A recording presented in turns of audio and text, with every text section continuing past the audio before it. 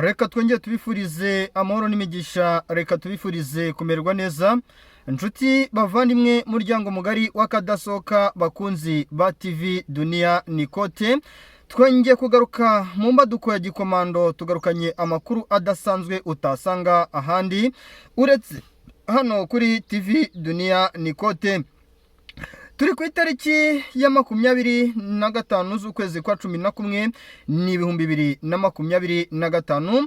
Tugarukanye ikitwa updates zidasanzwe utasanga handi ku makuru adasanzwe yimbitse kandi yeruye. Murabona yuko ishusho ngarutsemo atari ishusho musanzwe mumenyereye. Benshi mumenyereye yuko dusanzwe tuvugana ndi kuri tere, benshi mumenyereye yuko dusanzwe tuvugana ndi muri studio, ariko aka kanya mba natembera ariko nkavuga ni isaha y'amakuru. Ikizere mwampaye bakunze muryango mugari w'abantu bagera ku 20 hafi na 2, ntago nshobora kubatererana. Ni nayo mpamvu mbabwira nti wowe ucyumva inkuru aka kanya rwose jya ugerageza ufyonde kuri subscribe, like, share, comment aho bigenda neza no bitagenda neza, maze ubundi nanjye ngarukane ikitwa imbaduko ya gikomando n'amakuru menshi utasanga ahandi uretse hano kuri TV Dunia Nikote. Mbere na mbere ndabanza gusuza abakunzi bacu badukurikirana bari mu gihugu cy'u Rwanda, amajyepfo, amajyaruguru, iburengerazuba, iburasirazuba. Kudeshapo wo nkurikira uri mu mujyi wa Kigali, Nyagasani akomeza kureba icyoroshye, impagarike n'ubugingo bigume mu mutima wawe. Niyo mpamvu ngiyewe mba niyiziye mbanzanye ikitwa makuru kugira ngo byose byinshi byimbitse kandi byeruye ubisange hano kuri TV Dunia Nikote. Ni mu gihe kandi nsuza inshuti z'akadasohoka ziherereye mu mujyi wa Bujumbura rwose. Ndagusuza Jean Baptiste Ngabikiza rwose, inshuti y'amagara rwose iherereye hariya za Bujumbura. Ndagusuza wowe Mugabekazi Angelique uherereye hariya za Cibitoke, ndagusuza rwose. No muvandimwe ugerageza rwose no kunyandikira kambira ati fata no ku mazi yo kunywa kuko akazi wakoze nagara akazi kaba koroshye. Ndagusuza we unkurikira rero uri Cankuzo, Ruyigi, unkurikira uri Makamba mu gihugu cy'u Burundi, unkurikira uri mu bice byinshi bitandukanye bya hariya za Rumonge. Turagusuza kandi wowe dukurikira uri mu gihugu cya Uganda, Kampala. Mumeze mute? Kudeshapo rwose inshuti z'akadasohoka. Ndagusuza unkurikira uri Tanzania, ndagusuza unkurikira uri Kenya, hanze ya Afrika y'Iburasirazuba twihuse cyane. Ndagusuza unkurikira uri South Africa, Malawi ndetse na Mozambique. Inshuti z'akadasohoka nongeye kubifuriza amahoro n'imigisha bikomoka kuri Nyagasani. Ni mu gihe kandi ncuza inshuti z'akadasohoka zinkurikira ziri hanze ya Afrika, Leta z'Ubumwe za Amerika. Mfite abantu benshi cyane bankurikirana mu byiciro byinshi, abato n'abakuru nabashuje, kandi mbifurije kumererwa neza. Amahoro n'imigisha bikomoka kuri Nyagasani bigume mu mitima yanyu. Ndabakunda cyane, niyo mpamvu mba nigarukiye nubwo situation aba ari hatari sana, ariko mba mvuga nti ngewe ntago nzigera mbatererana. Isaha y'amakuru na amakuru, isezerano n'umwenda kuri ngewe namwe, kandi niyo mpamvu nanjye ku kizere mugenda munyereka. Nababwiye nti ibi rwose bigomba kuba ibyacu, tugomba kubisangira 100%. Ndagusuza nkurikira uri ku mugane Burayi, mu Bwongereza, mu Bufaransa bariyo, hari abo mfite bari za Australia, hari abo mfite bari mu Bubiligi. Nongeye kubifuriza amahoro, impagarike n'ubugingo bikomoka kuri Nyagasani. Nyamuneka Kudeshapo wo nkurikira uri mu Budage, Budage rwose mfite inshuti magara yitwa Habimana Emmanuel. Umeze ute? Naguhaye rwose saliyuti, ndagukunda cyane inshuti magara rwose y'akadasohoka iherereye hariya mu gihugu cy'Ubudage. Nakwifurije kumererwa neza ndetse kandi nakwifurije amahoro n'imigisha bikomoka kuri Nyagasani. Tugarukanye ikitwa makuru adasanzwe utasanga handi uretse hano kuri TV Dunia Nikote. Mbere na mbere turagaruka mu gihugu cy'u Burundi, tubabwire ibiri gukorerwayo. Igihugu cy'u Burundi byacu bikomeje kuba agaterera nzamba ka nyina wa nzamba, mwene nzamba Perezida Evariste Ndayishimiye. Ikitwa ishyaka rya CNDD-FDD hari byinshi biri kurivugwamo, turaza kubigarukaho mbabwire uko bihagaze.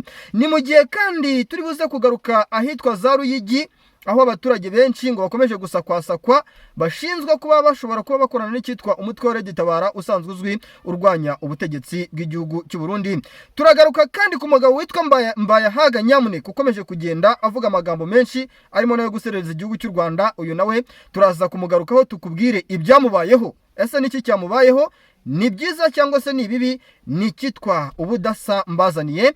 Tukiri kandi kuri situwasiyo y'igihugu cy'u Burundi n'igisirikare cy'u Burundi, turagaruka ahitwa Kitara, Kirungu, Shenge, Munanira, turikoza za Kavimvira, turagaruka mu misozi itandukanye ya za Useni, turinjira za Mwezi, tuzamuke ku muhanda Route Nationale 5 uva Uvira werekeza za Bukavu, tukubwire ibiri gukorerwayo ndetse n'ibiri kuvugwa ariko byimbitse byeruye. Icyitwa abasirikare ba FARDC, abakomando b'Hibu Special Force bati ntago dushaka gukorana n'igisirikare cya FDNB, abangaba ni baringa, abangaba nibo bari kutugambanira ku rugamba. Ese birakorwa gute niba igisirikare cy'u Burundi gikomeje kwisuranamo n'igisirikare cya FARDC? Turabyinjiramo ndetse kandi tubihuze n'ibice byafashwe muri Sud Kivu, bivuga yuko ngo ibi bice byafashwe mu misozi hariya za Mwenga, ibice byafashwe za Shabunda, igisirikare cy'u Burundi kirashinzwa ubugambanyi. Byose turabyinjiramo tumenye uko situwasiyo ihagaze. Bikomeje kuzamba ndetse kandi bikomeje kugenda bikomera cyane. Turagaruka mu misozi yo mu birembo bya Mwenga, turikoza ahitwa za Kagogo, turajya mu misozi itandukanye mu marembo y'umujyi wa Bukavu, mu byerekezo by'ahitwa kuno muhanda Route Nationale 5, hafi y'ibyerekezo biva ahitwa za Kamaniola umanuka werekeza ahitwa za Ruvungi Bideka, umanuka ku muhanda RP 2015 ujya za Uvira. Tubabwire ibyakoreweyo. Ese ni biki? Biravuga yuko Wazalendo hari agace bambuye umutwe wa 23. Ibyo tugomba kubyinjiramo. Ese ni ukuri cyangwa se ni ukubeshya? Hari ikinyamakuru kimwe nabonye cyabyanditse cyane mu Rwanda, ariko nagiye mbabwira ni izi nkuru zikunda kwandikwa kenshi, nimukazizere. Ngewe mbabwira nti ibi bintu ndabanza nkabisesengura, nkabitongomora, nkabizana hano nabanje kubitera icyuhagiro kugira ngo mumenye amakuru yimbitse kandi yeruye kubiba byabaye. Turagaruka ku mikwabu ikomeje kugenda ikorwa n'umutwe wa 23 hagati mu mujyi wa Goma ahitwa za Rusayo, za Rutoke, turagaruka za Mukakatindo, turerekeza za Mugunga ku muhanda Route Nationale 3 uva mu mujyi wa Goma werekeza ahitwa za Sake, ahitwa mu Ibambiro. Imisada y'abasirikare b'umutwe wa 23 ikomeje gukurwa mu mujyi wa Goma yerekezwa za Sake, ahitwa za Mitumbara, mu misozi ya za Bugembwe na Busangara, mu misozi myinshi itandukanye ikomeje kugenda igaragaramo icyitwa ibikorwa bidasanzwe biri gukorwa n'icyama cy'intare za Sarambwe. Bati twebwe ntago turi bwemere yuko abaturage batuye mu misozi ya za Kimoka, icyitwa za FDLR, zikomeza kugenda zituruka muri parike ya Virunga zigaba udutero shuma zihohotera abaturage. Nyamuneka ibi ntago turi buze kubyemera. Ibi bibaye nyuma yuko ku itariki 21 ubwo ngo bwashize hagati y'iminsi 2 cyangwa 3, umutwe wa 23 hawo makuru yuko mu gace ka Kimoka aba FDLR ndetse na za Wazalendo zikomeje gucengera ziciye muri parike ya Virunga zikaza hano za Kimoka, bakaza mu bice bya za Bihambwe, bakaza mu misozi ya hano za Mitumbara, bakaza mu misozi itandukanye hano za Katuhunda, bagahohotera abaturage. Nyamuneka rero icyama cy'intare za Sarambwe bamaze kubifatira icyemezo, babivugutiye umuti. Ese ibi byose babivugutiye umuti mu ruhe rwego? Uwo muti umeze ute? Byose turabyinjiramo. Njya mbabwira ni ibyanjye ni ndani ya ndani, amakuru yanjye ni yayandi yakadasoka, kandi niyo mpamvu mbabwira abakunzi ba TV Duniani Kote, niba utarakora subscribe, like, share, comment kugira ngo tumenye se ibintu byagushimishije cyangwa se niba byanakubabaje, tuba tugomba kubimenya. Hari bamwe mu Barundi bajya bambwira atari ko ibintu byo mu Burundi bimenya gute kandi ubuherere aho ngaho mu Rwanda. Ubu se aka kanya situation ndimo igitumye mparika imodoka nkahita mfata icyemezo cyo ku breaking izi nkuru, waba ukizi? Nyamuneka ikintu niba ucyatizi jya utega amatwi cyumve neza, ubanze ugisesengure, ugitongomore, ubone kuvuga ibyo wishakiye.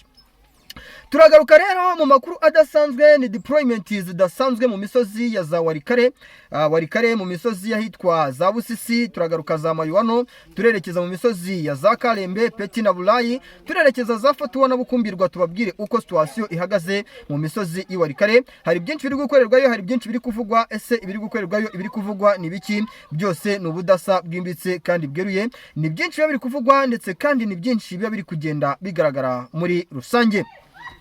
Twese nihuse cyane rero ntago nshaka yuko dutinda, ndagira ngo dutangirire ku cyitwa abasirikare ba FARDC bivuga yuko ari icyitwa Hibu Special Force cyangwa se abakomando b'igisirikare cya FARDC n'abafatanyabikorwa babo FDNB bakomeje kwisuranamo mu mujyi wa Uvira.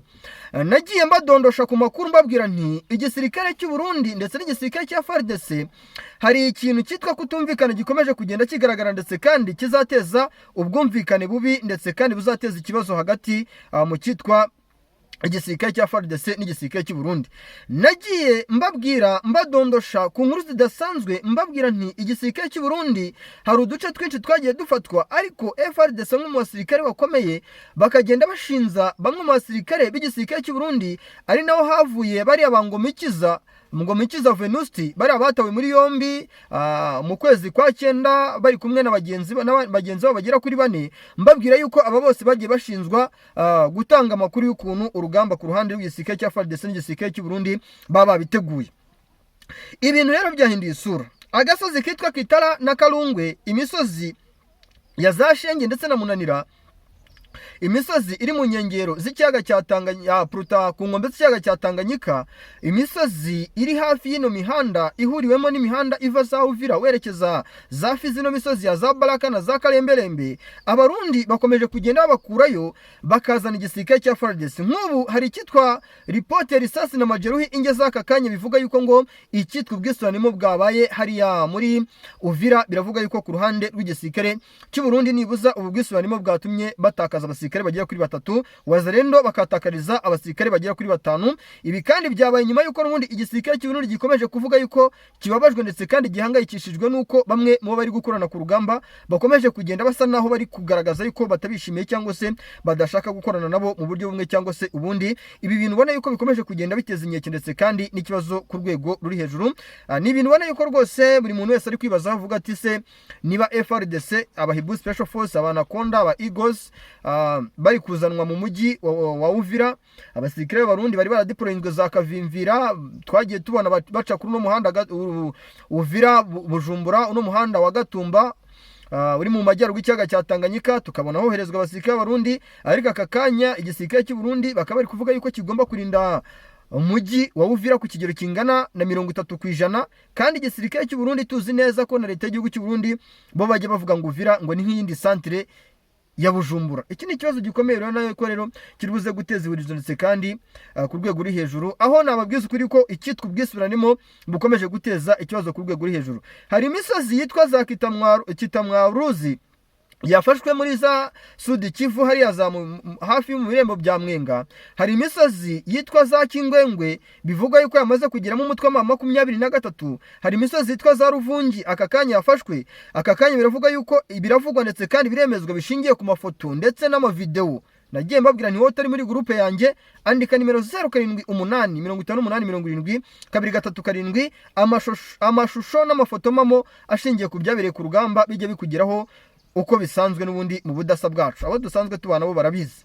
Ni nyuma yuko rero ibintu bikomeje kugenda bizambazamanetse kandi bikomeje kugenda bihindura isura. Nk'ubu imisozi yegereye icyitwa Shabunda Airport yose yamaze kugotwa n'icyama cy'umutwe wa 23, bikavuga yuko kandi 23 nyuma yo kugota icyitwa Shabunda Airport ubu yasigiyemo inzira igisirikare cya FARDC. Abasirikare ba FARDC bari guca ahitwa Keyisha bazamuka za BN. Ikibazo rero kiribuze gukomeza guteza ihurizo ku rwego ruri hejuru, kuko nk'ubu niba biri kuvugwa ndetse kandi biri kwemezwa yuko igisirikare cy'u Burundi cyatangiye guhunga umujyi wa Shabunda, kandi murabizi neza yuko imisozi ya za Sud Kivu n'imisozi ya za Minembwe, hari ya za Remera, iriya misozi ya za Kidija, iriya misozi yo mu hafi yo mu Ndondo ya Bijombo, twagiye duhabwa amakuru yuko abasirikare b'Abarundi aribo bakomeje kugenda bazanwa.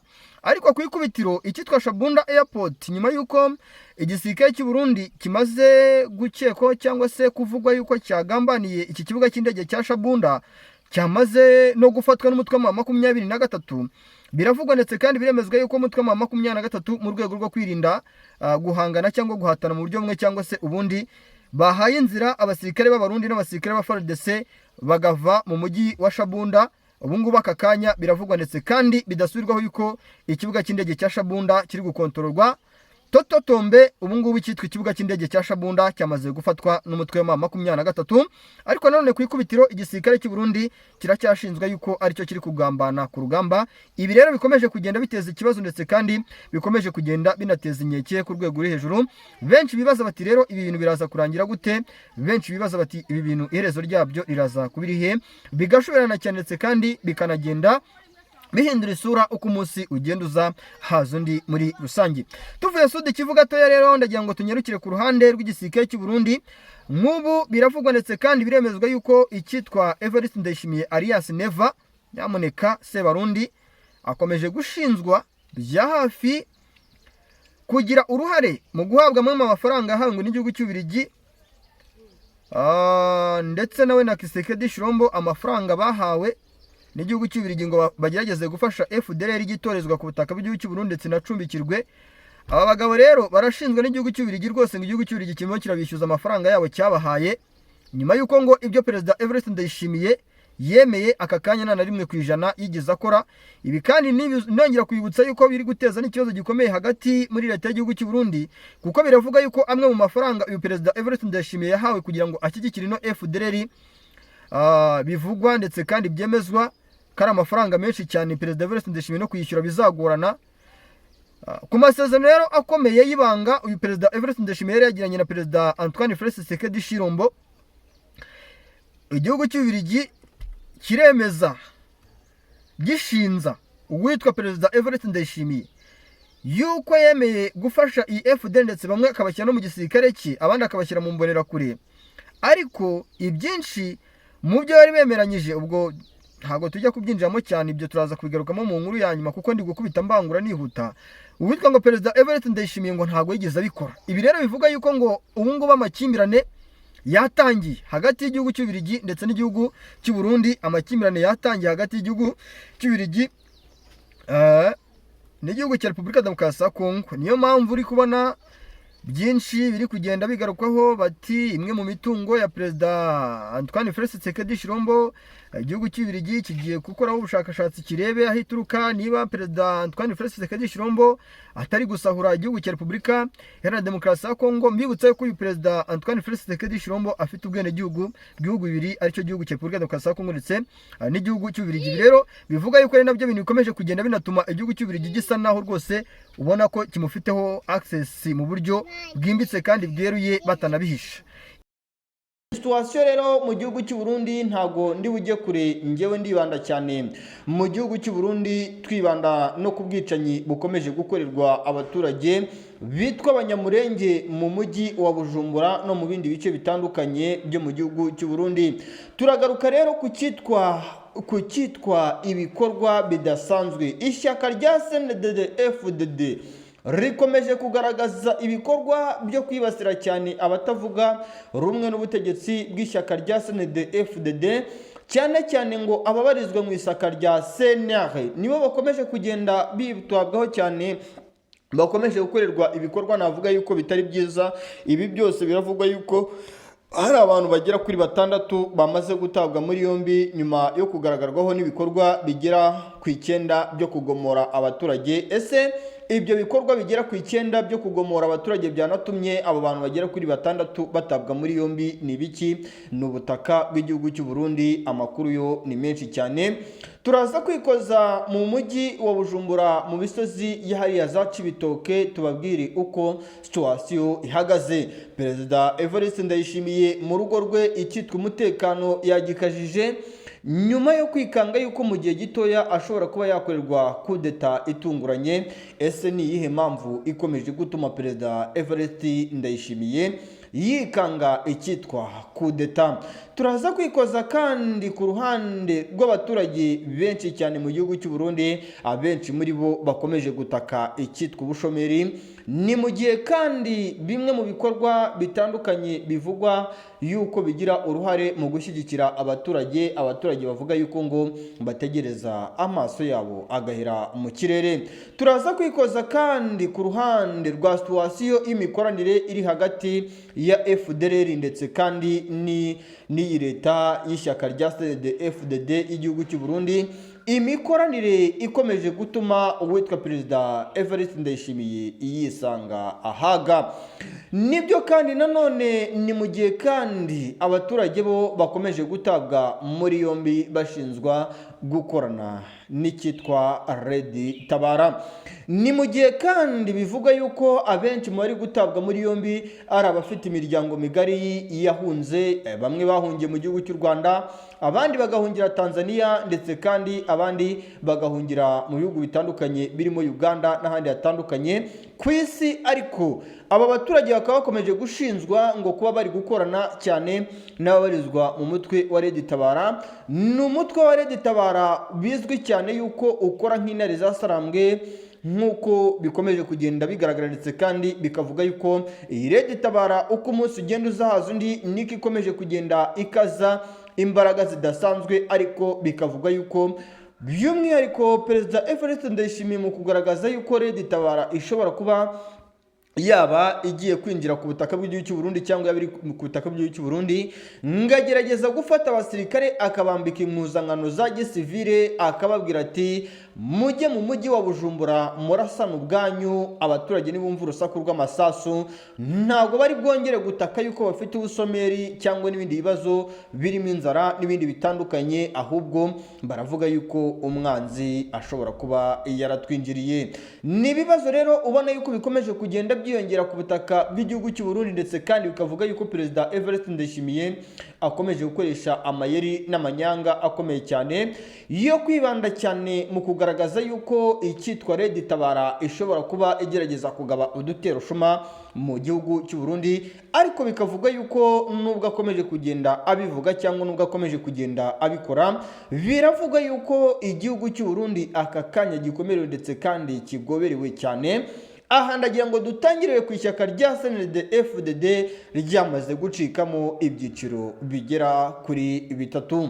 Ni ishyaka rya CNDD-FDD ririmo abakorana naryo bya hafi, ndetse kandi bakemera bagashyigikira ibyo perezida Evariste Ndayishimiye w'igihugu cy'u Burundi abashyiramo, cyangwa se incenge z'amahame abashyiramo, ndetse kandi zikanaba na ngombwa akazibemeza. Biravuga yuko rero aba bagaragaza yuko bashyigikiye perezida Evariste Ndayishimiye bagerageza gukora igishoboka cyose kugira ngo perezida Evariste Ndayishimiye atazava ku butegetsi, kuko bivuga yuko perezida Evariste Ndayishimiye aramutse avuye ku butegetsi, byaba akorewe kudeta, byaba amatora yo mu mwaka wa 2027 aramutse yatsinzwe, nubwo bivuga yuko bigoranye kuko political systems zikoreshwa hano muri Afurika turabizi neza kugira ngo umuperezida wafashe ubutegetsi aveho, yaba ayobora neza yaba ayobora nabi, ko bigoranye cyane. Biravuga yuko rero abangaba bakomeje gukora igishoboka cyose kugira ngo bashyigikire perezida Evariste Ndayishimiye, ariko bikavugwa yuko aba bose nubwo bakomeje kubikora bari gukomwa mu nkokora n'abatavuga rumwe n'ubutegetsi bw'igihugu cy'u Burundi, cyane cyane baba ari ababarizwa mu ishyaka rya CNR ndetse kandi n'ababarizwa mu yandi mashyaka arwanya ubutegetsi bw'igihugu cy'u Burundi. Bivugwa yuko ishyaka rya CNR ari ryo rifite abantu benshi cyane barwanya ubutegetsi bw'igihugu cy'u Burundi.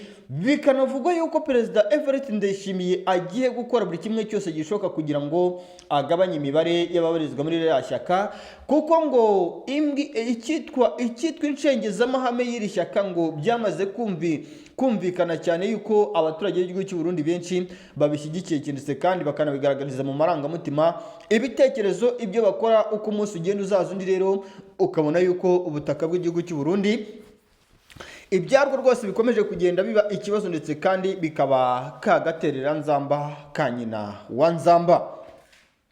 Nibyo kandi nanone tuvuye ku ruhande rw'abashyigikiye ishyaka rya CNDD-FDD, ndetse kandi bagakora buri kimwe cyose gishoboka kugira ngo barwanye abadashyigikiye ishyaka rya CNDD-FDD.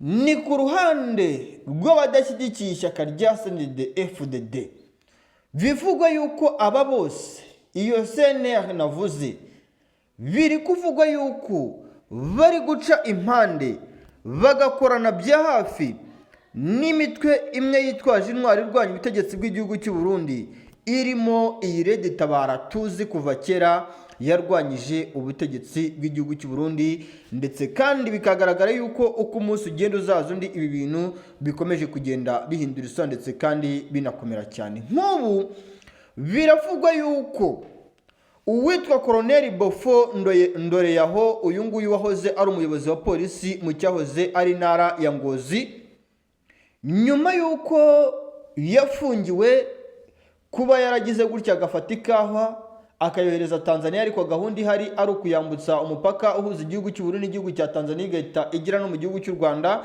Biravuga yuko uyu nguyu Colonel Bofo Ndoreyaho wahoze ari umuyobozi wa polisi mu cyahoze ari intara ya Ngozi, nubwo ngo bivuga yuko ashobora kuba yarafungiwe yuko ngo yagize uruhare mu kuba yarohereje ikawa mu gihugu cya Tanzania, ariko ngo iyi kawa ngo urwego rw'ubutasi rwa sene urwego rw'ubutasi rwa sene rw'igihugu cy'u Burundi ngo kuba rwarafashe icyemezo cy'uko ngo bagira gutya rwose ngo bagafunga uno mugabo. Biravuga yuko ngo uyu mugabo ahubwo ngo ikibazo kidasanzwe baje kumusangana, ngo baje kumusangana, ngo baje gukora icyitwa ubutasi budasanzwe, baza gusanga ngo uno mugabo akorana ngo bya hafi ngo n'umutwe wa Red Tabara. Ariko bikavuga yuko n'ubundi uyu mugabo ngo hari ibitekerezo byinshi yagendaga agaragaza yuko ishyaka rya CNDD-FDD mu gihe ryaba rikomeje gukora nk'uko rikora rishobora kwisanga hari indimuka, nk'uko amakuru akomeje gutangazwa, ibintu ubona yuko bikomeje kugenda biba bibi cyane. Bikanavuga yuko kandi n'uwamusimbuye Lieutenant Jean Bosco Niyonsenga, uyu nguyu rwose usigaye ari umuyobozi w'icyahoze ari intara ya Ngozi. Biravuga yuko uyu wamusimbuye Lieutenant Jean Bosco Niyonsenga nawe mu gihe gito ashobora kuba yafungwa, kuko ngo akomeje kuba yatungwa agatoki cyane mushobora kuba bari gukorana n'icyitwa Red Tabara. Ni nyuma yuko ngo yakomeje kugenda agira gutya rwose akabuza izi mbonerakure kuba zakomeza zirara mu baturage zikora ibikorwa bitari byiza. Ibi rero bikanavuga yuko uyu mugabo Lieutenant Niyonsenga wasimbuye Bofo, bikavuga yuko uyu nawe ngo yakomeje kugenda agaragaza yuko leta y'igihugu cy'u Burundi mu gihe yabikomeje gukorera mu kwaha ko gukomeza gushyigikira leta ya Kinshasa, ndetse kandi no gukorana ni FDLR yavuye mu Rwanda mu 1994 cyane bya hafi, ndetse kandi ngo n'inyungu zivuye mu gushyigikira iyi FDLR ntizigaragare nibuza ngo zigirire societe civile y'igihugu cy'u Burundi akamaro muri rusange, ngo bishobora kuzateza ikibazo gikomeye kuri leta y'igihugu cy'u Burundi. Birumvikana yuko rero igihugu cy'u Burundi kigiraniwe, birumvikana yuko igihugu cy'u Burundi gikomerewe, kandi bikavuga yuko rero ku ruhande rw'abadashyigikiye ishyaka rya CNDD-FDD ntibanagaragaze ko bashyigikiye ishyaka rya CNDD-FDD, ntibari kuri opposition side, ntibari kuri proposal side. Aba bantu rero ngo aba bantu batagaragaza side nimwe bahagazeho, biravuga yuko aribo bantu bashobora kuba bateza ikibazo gikomeye cyane mu gihugu cy'u Burundi, cyane cyane dore yuko bivuga yuko aba ntiwapfa kumenya ati se umuriro ni waka barawuzimya cyangwa se nibo bakije umuriro. Bikavuga yuko kandi imibare myinshi mu gihugu cy'u Burundi igaragazwa yuko abenshi mu gihugu cy'u Burundi ari abagaragaza yuko batari mu ishyaka, badashyigikiye ishyaka rya CNDD-FDD kandi batananze CNDD-FDD. Bikavuga yuko rero aba bantu bagaragaza yuko badashyigikiye CNDD-FDD, ndetse kandi bagaragaza yuko batayanze batanayikunze. Bikavuga yuko nibuza ahubwo binavugwa ndetse kandi bikemezwa yuko aba bantu ushobora kuba ari nabo bashyigikiye iri shyaka, bashobora kuba aribo banarwanya ishyaka rya CNDD-FDD ahubwo mu buryo bwabo bwihariye bwa gihanga. Bikavuga yuko bo batabigaragaza bitewe nuko bazi neza yuko umudede yamaze kumenya yuko umurwanya ari uyoboye igihugu cy'u Burundi atapfa kukorohera na gato ya nyamuneka. Birumvikana yuko rero ibi bintu bikomeje kuba ikibazo mu gihugu cy'u Burundi. Nababwira nti abasenga mujye musengera igihugu cy'u Burundi, kuko ibikomeje kugenda bikigaragaramo byo ni ibibazo, kandi uko umunsi ugenda uzahaza undi bafata ibyemezo byo gukorana na leta ya Kinshasa, bafata ibyemezo byo gukorana na FDLR yavuye mu Rwanda mu 1994 igahungira ku butaka bwa Kongo, abenshi bagahungira mu bindi bihugu bitandukanye byo ku isi, byaba ni hano muri Afurika no mu Burundi. Murabizi neza yuko bacumbikiwe cyane kuri ubu ngubu, noneho ku bwa Evariste Ndayishimiye mwabonye ko Kisekedi Shilombo yamuhaye abarenga 6,000 aka kanya akaba ari bacumbikiye, akaba ari kubatoza ndetse kandi akababwira yuko azanabafasha ngo kwinjira mu gihugu cy'u Rwanda rwose nk'uko Perezida Kisekedi Shilombo yagiye abitangaza.